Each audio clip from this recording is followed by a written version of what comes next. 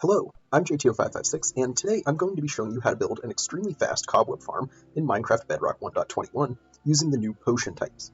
Cobwebs might seem like a useless item, but they're very helpful in several different aspects, whether that's PvP, storage tech, or even just decorating a building. Prior to this update, you would need to go hunting through mineshafts to find them, but now with this farm, you can get as many as 3,500 cobwebs every single hour. As per usual, the material list is in the description, so let's jump right into it. We're going to start off with just a single solid block right here. Now, this solid block can be anything you'd like, and that's true with any of the solid blocks in this farm. However, they cannot be any block that can be infested by silverfish.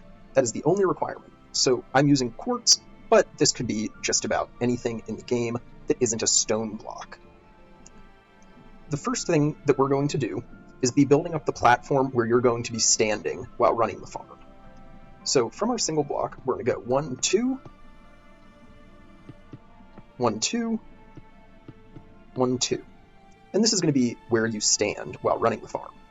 Next, we're going to take 1 soul sand. Now, this can also be a magma block. However, soul sand with a wither rose on top of it is the best. However, I understand that wither roses are a little bit difficult to get, so if you have to use magma blocks, it's not the end of the world. Next, we're going to take a double chest and go right here and right here. Then we want a hopper leading into it, and then 2 more hoppers leading into that. Next to this middle hopper, we're going to put our second piece of soul sand and our second wither rose. Again, this can be magma, but it is better for it to be soul sand with a wither rose on top of it. I suppose I should note that, strictly speaking, neither of these actually have to be soul sand. They could be dirt or any other block that a wither rose can sit on top of. Now we're going to build up the actual part of the farm where we're going to be harvesting our cobwebs. So what you're going to want to do is put 2 more solid blocks here, 2 more there, and then we're going to go across 3, 1 block here, and 1 block here. Our silverfish are going to be falling down and dying on this block right here. Then we're going to take our 1 piece of obsidian and we're going to place it right here. And this is so that when you're standing here punching with your shears, you're always going to keep punching onto this obsidian block. You're never going to break it, but it'll keep you punching so that as cobwebs are spawning, you can be breaking them consistently. Now for the actual drop chute. We're going to do a block here, a block here, here, here, and here. And then we're going to go up. Now for the actual drop chute. We're going to want a block here, here, and here, here, here, and here. And then we're going to want all 4 sides here to extend upwards 12 blocks from our soul sand. So we've got 1, 2, 3, 4, 5, 6, 7, 8, 9, 10, 11, 12. And we're going to do that on all sides. Next, on this side, and this side, we're going to place 1 additional block. And then we're going to make our platform where water is going to be going. So all you're going to do there is fill in these 3 blocks. Now we obviously want to make sure that water doesn't spill everywhere, so we're going to just fence this in.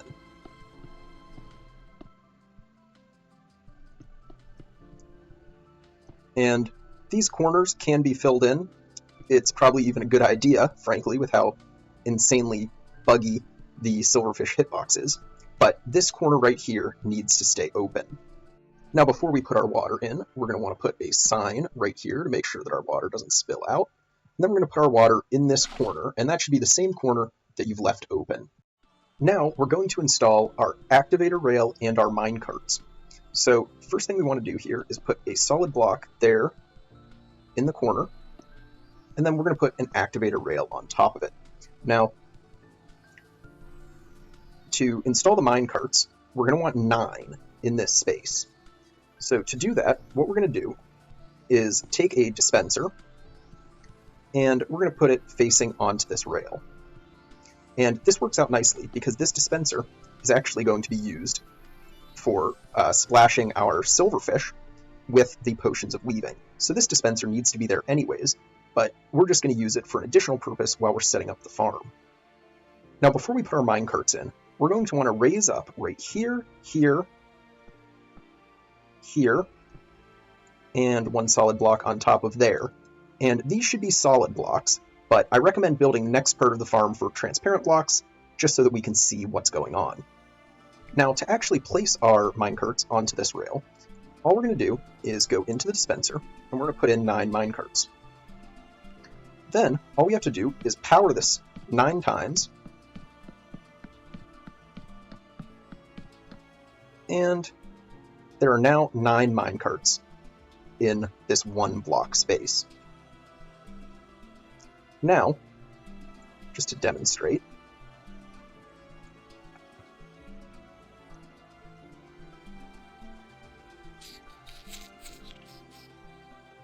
all of these are now in minecarts, and when we power it, they immediately get shot out.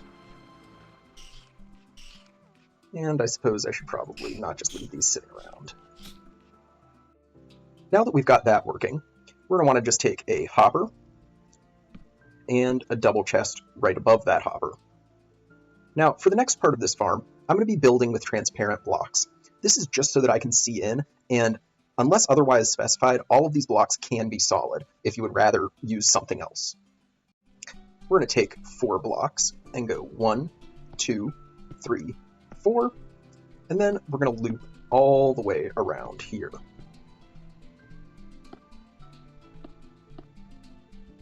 And one on top of there. Next, similarly to how we built our first water platform, we're going to want to build something that's going to funnel everything directly into this block here. Now, these 2 blocks need to be transparent, but everything else could be solid. We're going to have 2 blocks there. We're going to want a block there, a block there, a block there, a block there, and a block there. Now, we want to put 2 solid blocks here and here, and then we're just going to fill in our corners. Again, the corners aren't strictly necessary, but it does help to keep silverfish from escaping, and I think the extra peace of mind is worth a couple of extra blocks. Now, same as before, we're going to want a sign there to keep our water from flowing down, and we're going to put our water right there, and this is just going to funnel everything directly into our block right here. Now, we're just going to extend this whole thing up by 2 more blocks. Next, we're going to take a single wall and place it right there in the corner, and it should be directly to the right of our water source block. Now, we're going to take blocks and go here, here, here, and then just complete the circle. Now it's time to put in our allay.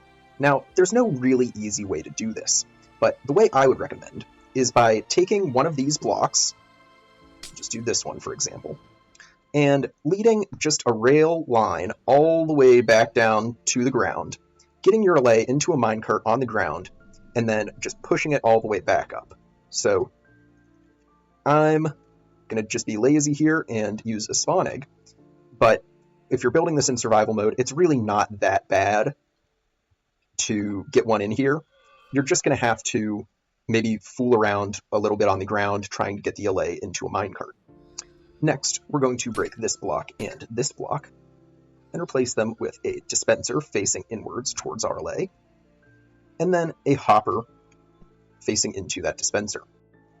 Now, we want to just put one additional hopper leading into there, and then we're going to take a double chest and we're going to put it on top right here and here. Now we can go ahead and fill in this layer with the block of your choice.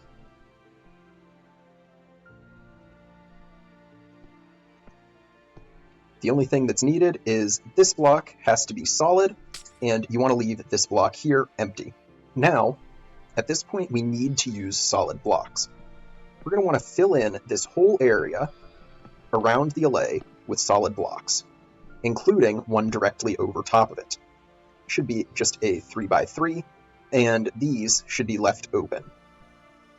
Next, we want a sticky piston facing downwards into this block here. And the easiest way to do that is going to be to break 2 blocks here, put 2 blocks up with a 1 block gap, and then we're just going to go off the bottom here, break this block, and then you can fill in here and here with the correct blocks. Now we're going to build a platform for our pulse extender up here. So you want to go 2 blocks out from the sticky piston, 1, 2, and then we're going to want this to be 2 wide and 7 long. So 3, 4, 5, 6, 7, and you just want to do this to both sides. Now we're ready to put in the pulse extender itself. We want redstone dust here, here, here, and here.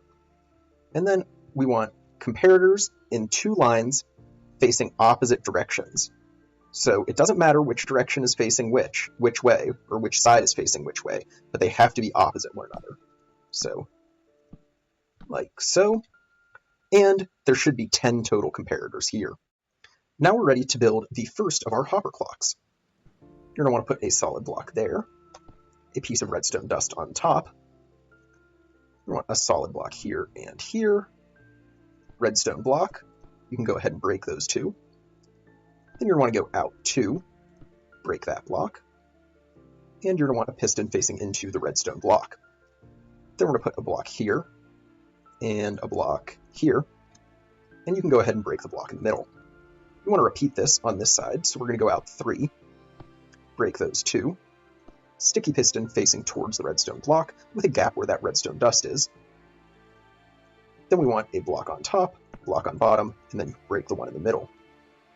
Now we want to put our comparators in, so we're going to want a comparator facing into this top block, comparator facing into this top block, and we want a piece of redstone dust on top of our bottom block on both sides.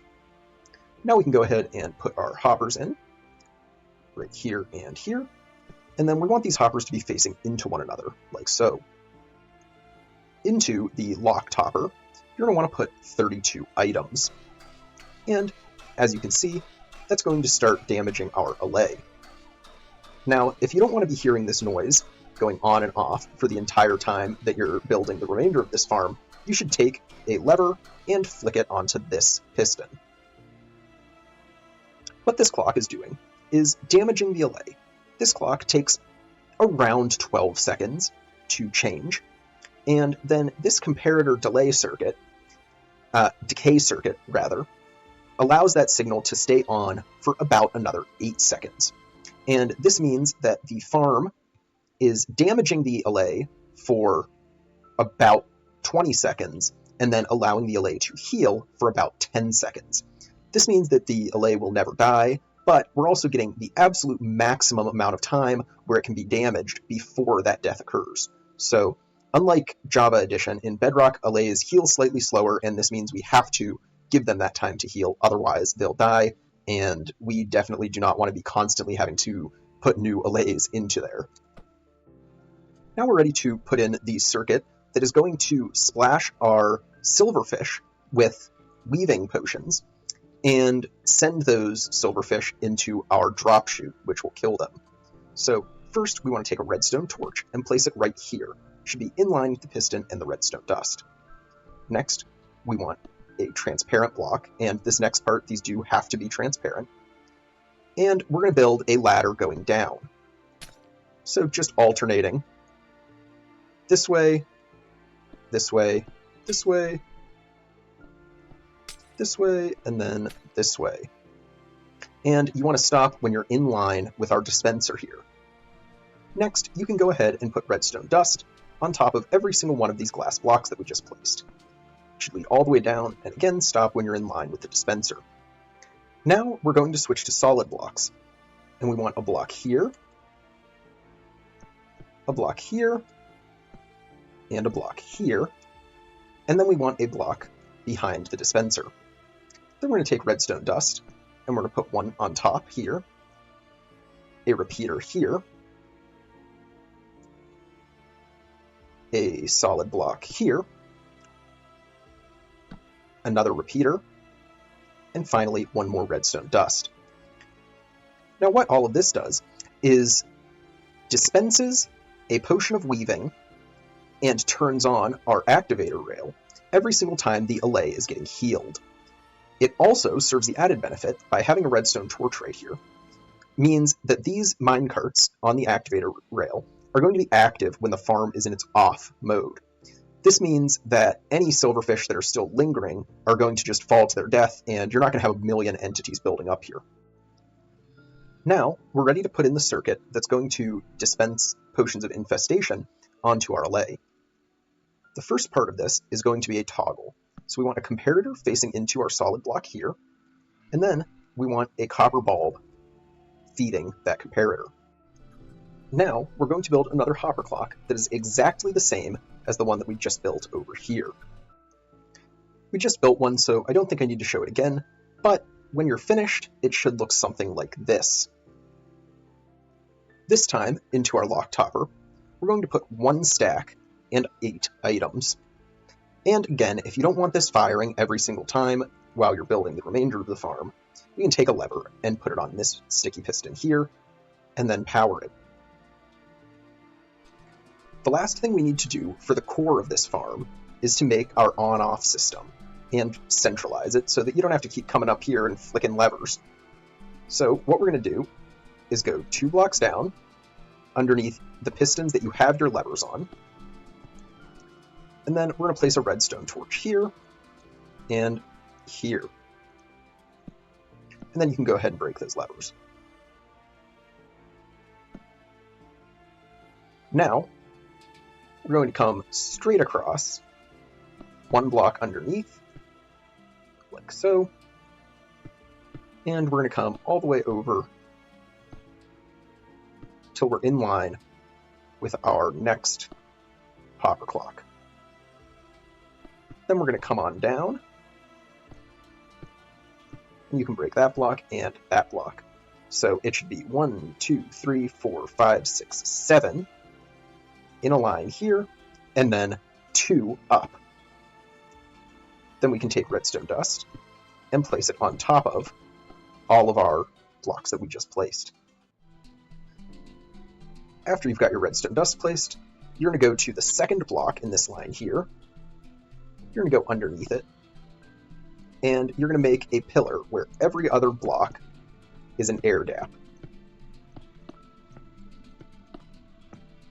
And you're going to carry that all the way down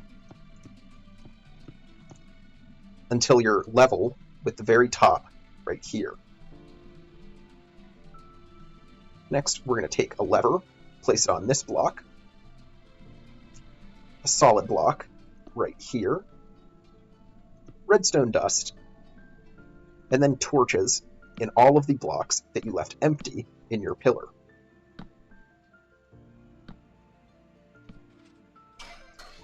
And that should turn your farm on. To turn your farm off, you're going to flick the lever down, and we can watch as our farm turns off. And this will turn off both of our farms here, or both of our circuits up top here. And since this circuit is tied into this clock, this will also be set to its default state, which is active. This is our core farm built. If you don't plan on AFKing this for a very long period of time, then this is all you need. I would highly suggest setting up a haste beacon, because that will drastically improve your rates, but it's not strictly necessary. The remainder of this video is going to be dedicated to if you want to AFK this for a very long period of time. If you don't want to AFK for a long period of time, then the farm is done. All you have to do is load up your potions of infestation into this chest here, and your potions of weaving into this chest here. After that, just flick the lever and stand down here with your shears and go to town. That's all you need. We're done. But for those of you that maybe need, I don't know, thousands upon thousands of cobwebs for your giant haunted house build, then you're going to want to stick around and watch how we're going to do our shears replenishment method that ensures that you never run out while you're running this farm. Once you're 1 block above this layer here, we're going to simply drop down to the side here, place 2 glass blocks. Now you can go ahead and place redstone dust on all of these glass blocks, going all the way to the top. Now, I made a slight mistake there. This final glass block you actually want to be solid, with redstone dust on top of it, and then you want a repeater right here pulling from that solid block. Next, we're going to take a redstone line and snake it all the way around to here. Now we want to break this block here, take a dropper, and put it facing into the lever. Into this dropper, we're going to put a hopper, and then a double chest, like so. Then we'll take a solid block there, and a solid block there, just as a placeholder. Then we want to go and put a dropper facing upwards. Then we can go ahead and break that block. And then we want 2 more droppers so that they are facing up into our double chest here. Into the bottom dropper, we're going to have a hopper here, a hopper here, and then we're going to break the block that the player will be standing on and replace it with another hopper. So it should all be funneling straight into this bottom dropper here. Next, take your solid blocks and go 1, 2, 3, and 4, like so. And then you're going to want a block just above this final one with an air block in the middle. Then we're going to grab a comparator and take an output from this bottom dropper. We're going to put a redstone dust here, a torch, another torch, and then we would need to have a filler block. So we can place a sticky piston facing downwards. Go ahead and break that block, and then put a redstone dust on top right here. And then finally, we're going to grab an observer, and we're going to put it facing into our middle dropper. Like so. You should have something that looks like this, with a redstone dust on top of the sticky piston. What this is going to do is, anytime an item enters this bottom dropper, say chest, it's going to fire it up into this chest here, which is going to feed our dropper here. Now, we're going to fill this chest up with shears, and now every single time that our allay at the top here is splashed with a infestation potion, you are also going to end up getting dispensed a fresh set of shears. Now, a lot of the time, your shears might not be broken. So in that case, what you're going to want to do is have your inventory completely filled up except for your one hotbar slot that you're using to hold your shears. And then that way, the shears that this dropper shoots out will just fall into this hopper and get put back into the chest. This means that effectively, the farm is checking every 2 minutes to see if you need new shears, and at most, you could spend 2 minutes without a set of shears. This pretty effectively maximizes your chance of always having shears on hand without necessitating running this system non-stop and causing a bunch of unnecessary lag in a farm that is already extremely entity-heavy. The last thing we need to consider when building this farm is that the silverfish can occasionally sneak out of this drop chute by landing just barely in a cobweb that's generated, and they can survive the fall damage, and that means that they can escape and maybe get to you. Now, we have the wither rows to deal with them. They're going to die, but it also means that they could potentially hit you. And I say potentially, but they're going to hit you. So in order to combat this, you need to have a regen beacon. And you need a regen beacon regardless, because mining the cobwebs is going to build up hunger. And eventually you'll just starve to death if you don't have a regen beacon. I recommend using a regen and resistance beacon to be extra safe. So this would be in addition to your haste 2 beacon. And I know it's a big ask to have 2 full beacons going, but that is the safest way to run this farm. If you don't have them, I would really not recommend just AFKing this. I would recommend actively running it and being there to keep an eye on things. Everybody knows that the last part of building any decent farm is the test run. So I'm in survival mode now, and I'm just punching away at our cobwebs. And as you can see, some silverfish are able to escape, but that's what this wither rose right here is for. And the regen beacon is doing its job and keeping us nice and healthy. The only final thing I'd recommend is that when you're running this farm, you don't wear armor, because there is always a chance that you're going to get hit enough that that armor might break. And I would hate to see anybody lose their netherite armor over something as silly as a cobweb farm. Now, this farm is going to give you about 3,500 cobwebs per hour, which should be enough for even the most avid of storage tech main storage slices, or for the builders, it's more than enough for your typical haunted house. And if you're doing PvP and getting chased by so many people that 3,500 cobwebs in a single hour is not enough for you, well, then I guess I would suggest having less enemies. In any case, thank you guys so much for watching. Please remember to like and subscribe, and let me know if there are any of these other types of farms that you would like to see next. I promise at some point here I'm going to be releasing episode 8 of Amelix SMP, but it's just taken a little bit longer than I expected. We're working on so much right now that it's hard to kind of narrow down what exactly I want to do in a single episode. So just again, thank you guys so much for watching. I hope you enjoyed this tutorial, and I'll catch you later.